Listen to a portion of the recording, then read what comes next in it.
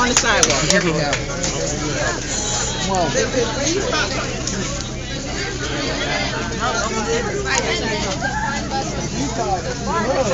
We got all of the Academy here seated.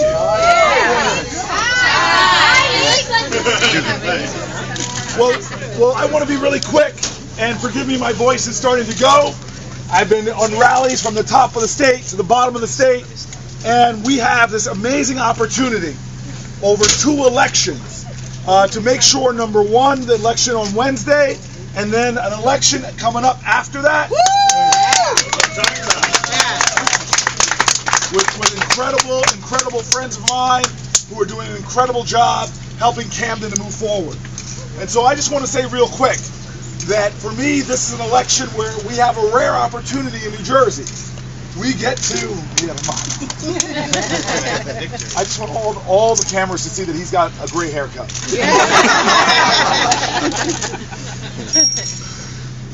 We have a chance here in New Jersey.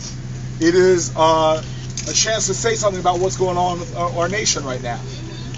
We have a government that's in shutdown.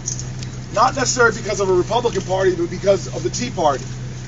And a handful of people that are so obsessed with Obamacare that they'd rather shut down the government than extend health care to more Americans.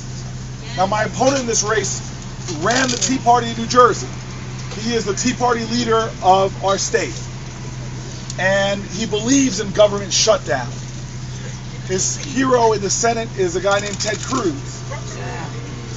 He believes, unfortunately, things that are out of line with not just Democrats in New Jersey, but Republicans. He believes if a woman is a victim of rape or incest, that she should not be able to make her own medical decisions, that politicians should tell her what to do with her body. He believes that when it comes to higher education, that kids should not be able to get Pell Grants. In fact, he literally said that if kids want to borrow money for college, they should go to their parents. When we know so many of our children in this state don't have that ability to go to. He said that we shouldn't have a minimum wage. And this idea that we have one is not what we should be having. My opponent in this race has said when Sandy came through our state that we shouldn't accept Sandy aid from the state federal government. My opponent says we shouldn't have Social Security, we should privatize it. He wouldn't have voted for Medicare. And so all of these views are representative of the extreme right of our country, and a Tea Party that would rather shut down our government than bring people together and move forward. And so this is an election that all of America is going to be watching. We have my opponent, who is not a Tom Keene Republican. He's not a Christy Todd Whitman Republican. He's a far Tea Party guy, and America's going to see what New Jersey wants. Whether we're going to send the Tea Party and endorse shutdown politics, or are we going to choose a different way? Now, the reason why I love Dana Red, she's an extraordinary woman. We've been friends. I don't want to say how long. I don't want to say how long. But Dana and I have known each other since we were just beginning. And she is not just a political friend. She is a soul sister of mine, and I'm very proud of that. I want to say my brother John and my brother Carrie are also here, and I appreciate them being here. But I bring all this up, especially to the young people, to let you know that unfortunately this week my father passed away. And I say that, and obviously my family's dealing with some grief, but I also say that with a sense of joy. Because my dad showed me in his life that death may end a life, but it does not end a love. Right. And that immortality ultimately has nothing to do with how many years you live, but about how well you love. Right. And we are all here right now, standing in this historic city, because of our ancestors, grandparents, great-grandparents, who loved so much that they brought this nation together to confront some of the most serious challenges and inequities and divisions, and help to heal our nation and make us a country more akin to the words of our very pledge that we are a nation with liberty and justice for all.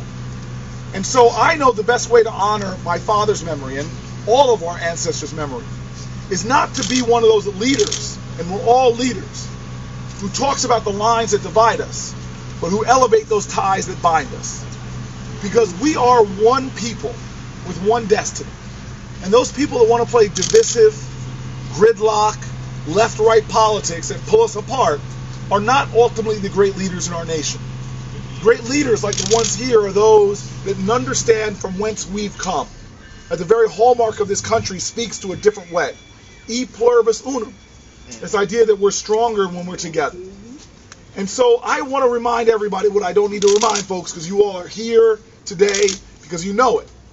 You know that this nation got to where it was, not top down, but grassroots up. That all of the great advancements of America, taking us from sweatshops to workers' rights, taking us from child labor to universal public education, taking us from second-class citizenship for women or gays and lesbians or other minorities to having a nation that's more equal under the law. All of that took activism, took engagement, took sacrifice, and took struggle. And so my call to everyone here right now, whether you're a young folk and going to go home talking to your parents and your neighbors, or whether you're young folks like Dana and others here who could help us answer the call by knocking on doors and making phone calls in October on Wednesday and in November as well. I ask you all to show that level of sacrifice and engagement, because we're here because of storefront operations of the past. We're here because of church basements. We're here because of barn houses, where people gathered to re-envision our America. And so tomorrow and Wednesday, it's our chance. It really is our chance to say with a chorus of conviction that we are not about shutting down our government, but yet we want to start it up again and get us moving forward towards workers' rights, towards raising the minimum wage, to people can retire with dignity, to making sure that college education is affordable. We want to move forward to a time when everybody in this country can get back to work again, can find what they want in this country, which is the biggest thing we all want, is really the American dream. So help me and join with me and march with me and knock on doors with me, maybe even lose your voice with me if you can. And so can I count on you all? Yeah! All right.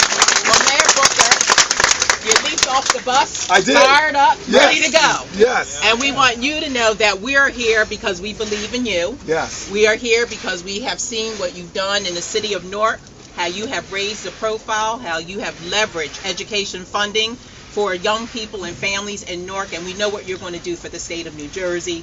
We are standing here because we want to make sure that we send you to Washington, D.C. to represent the state of New Jersey as the next And I want to do everything I can after that to make sure that the mayor and Angel and the whole team continues going in their leadership, because while my opponent might want to talk down on our cities and have horrible things to say about places like Camden, I believe that senators should elevate all of New Jersey.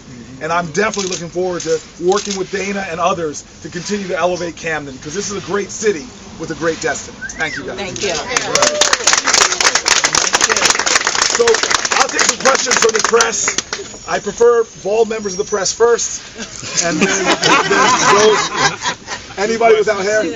Yeah, we're gonna do one quick question here. I know we're late and we're running, but I'll do one quick question. Yes, sir. Yeah, Mayor, the Lonergan campaign today campaigned outside what they say was a purported residence of yours. What do you think of a tactic like of that? What are your thoughts on on what the Lonergan campaign is doing? I'm actually bemused, maybe is the best word. One, it's not at my home. I moved, but more importantly, this is another attempt by my Tea Party opponent to try to distract people from his extremist views. He doesn't want to talk about the themes of this campaign right now. He doesn't want to talk that he opposes Sandy relief that we got here in the state of New Jersey. He doesn't want to talk about the fact that he is against a woman's right to choose, even if they were victims of rape and incest. He doesn't want to talk about the fact that he's against the minimum wage. He doesn't want to talk about the fact that he's against support for higher education. He doesn't want to talk about the fact that he's against immigration reform. He doesn't want to talk about the fact that he supports the government shutdown. All of those views are out of line with New Jersey. And so 2 days before the election, instead of standing up and talking about issues, he's standing up manufacturing a ridiculous story to try to distract people from what New Jerseyans care about. And so we're going to keep pushing forward because he's being exposed for who he is, an extremist leader of the Tea Party in New Jersey who, if he went down to Washington, he would make what's wrong with Washington worse. All right, one more question? Say what you want about the Tea Party. There is a fervor there. There's going to be a turnout from that set. Do you fear that? How much of this is a get out the vote thing for you? So I don't think that tactics like he did today help actually encourage people to get out and vote. I think it makes people more cynical about politics. And we're talking not about cynicism and government shutdown. We're talking about hope and optimism and starting our government working again, about sending people to Washington to do the people's work. And so I'm actually encouraged by what we're finding. I mean, we've been all over the state today and yesterday and this campaign, and we're just getting great feedback. Having Republicans come up to us and say, hey, look, I was going to vote Republican, but I realize this guy is a Tea Party person. I'm not going to vote for that because I'm against what's happening in Washington. So we're seeing people come out on both sides of the political aisle getting excited about this race because it's the one chance. There's no other federal election going on in America right now. We will be the only state that gets to send a message to Washington to get to give a referendum on this shutdown. And I think people are excited about that, and I think you'll be surprised by the turnout. All right? Thank you, everybody. Thank you so much.